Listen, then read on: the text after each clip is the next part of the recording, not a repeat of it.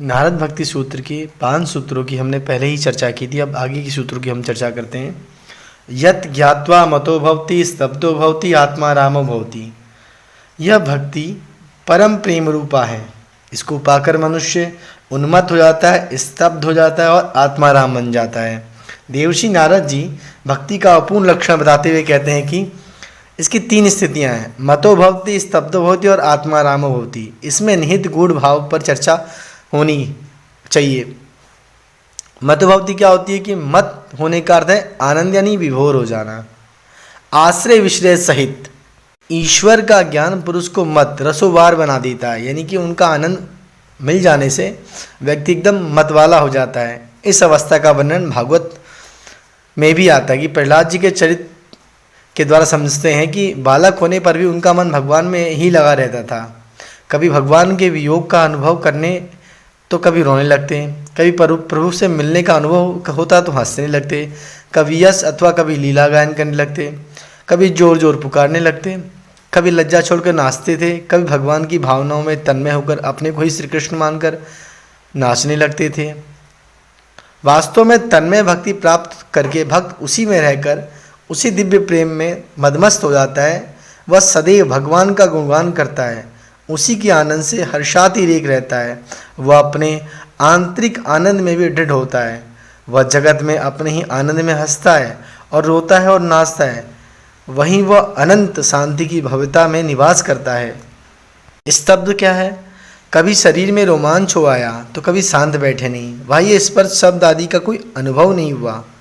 स्पंदनहीन स्थिर काय तथा बंद नेत्रों से प्रेमानंद के अश्रु झर रहे हैं। इस प्रकार प्रेम में मतवाला होकर भक्त नाचता है और रोकर वह प्रेम की बढ़ती हुई तरंग को शांत हो जाता है। उससे बाह्य व आंतरिक दोनों ही प्रकार की शक्ति का आभास होता है। इस समय भक्त अचेतनावस्था में ही गहरे ध्यान की ओर जाता है और केवल परमेश्वर के प्रेममय स्वरूप के लिए ही उसके हृदय में स्थान रह जाता है। इस प्रकार बार बार नाचने गाने के पश्चात भक्त का मन शरीर शांत निश्चल हो जाता है। तब मन में ध्यानावस्था की स्थिति का अनुभव करता है। यही स्तब्धो भवति का भाव है। आत्मा रामो भवति, इसका अर्थ है संपूर्ण प्राणियों की आत्मा भगवान में ही तृप्त होना। यह आत्मा का अर्थ है हृदय।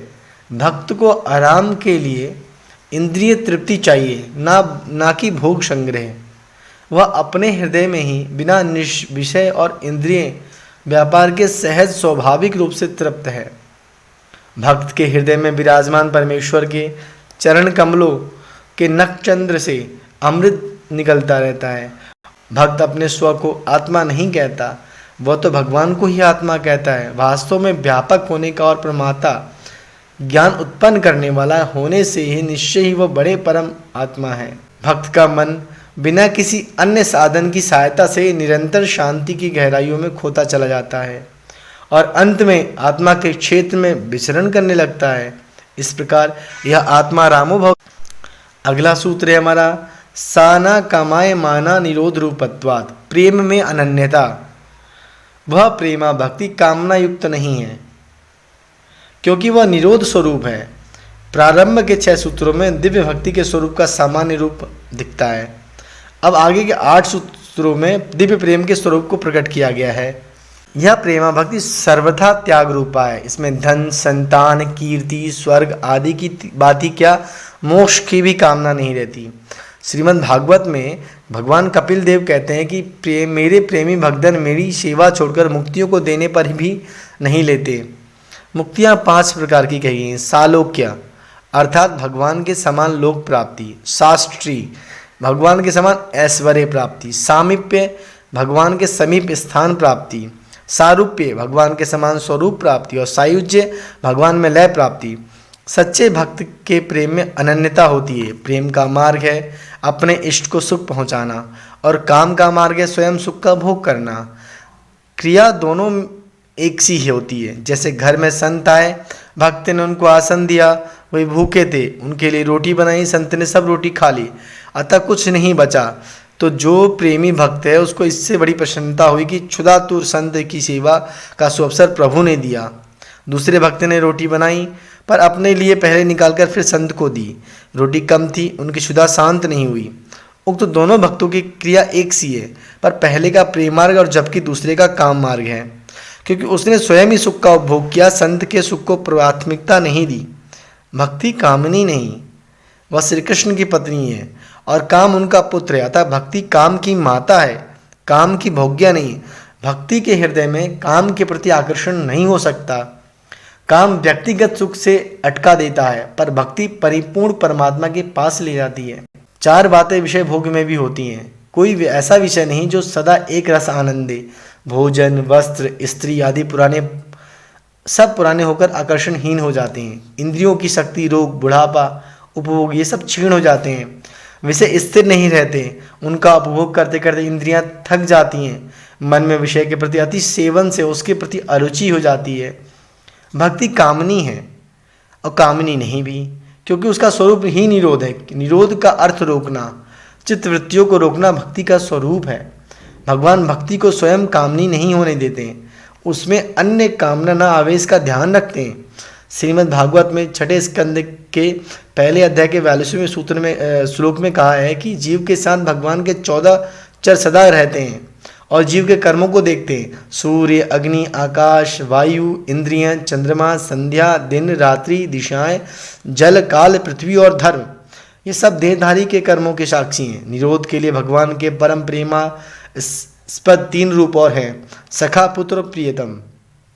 भक्त जब काम, क्रोध, मोह, लोभ के चक्कर में पड़कर अपने स्वामी को छोड़कर मार्ग पर जाना चाहता है, तब भगवान उसे रोक लेते हैं, उसका निरोध करते हैं। लेकिन देवऋषि नारद यहाँ इस निरोध की चर्चा नहीं करते जो भगवान की ओर से होता हो। वे तो भक्ति को निरोध रूपा कहते हैं, अर्थात भक्त भक्ति के साथ अपने ही आप में ही निरोध का पालन करता है, उसके लिए निरोध स्वाभाविक है। संक्षेप में कह सकते हैं कि जिसके हृदय में भक्ति ने प्रवेश पा लिया, उसके हृदय की सभी कामनाएं स्वतः समाप्त हो जाती हैं।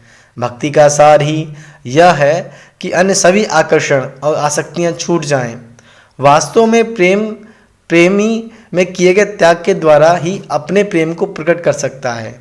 त्यागी वह भाषा है जिसके द्वारा वह अपने प्रेम को व्यक्त कर सकता है। निरोध पारिभाषिक शब्द है, इसकी अर्थ अगले सूत्रों में देखेंगे।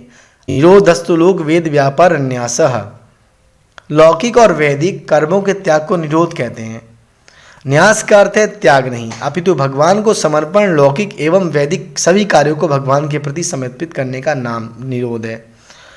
भक्ति में परमाणुओं, त्रिगुणों या प्रकृति को जगत का मूल कारण नहीं माना जाता, भगवान को ही मूल कारण माना जाता है। अतएव भगवान के प्रति समस्त कर्मों का अर्पण ही न्यास है।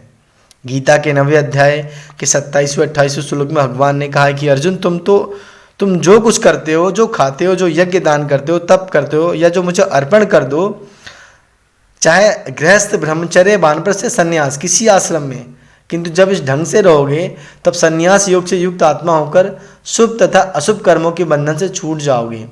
न्यास सबसे बड़ा तप है और न्यास का अर्थ है जिसकी वस्तु है उसे लौटा देना। वस्तुएं तो भगवान ने अपनी सेवा के काम में लाने के लिए हमें दी थी, पर हमने मोहबस उन्हें अपनी मान ली है।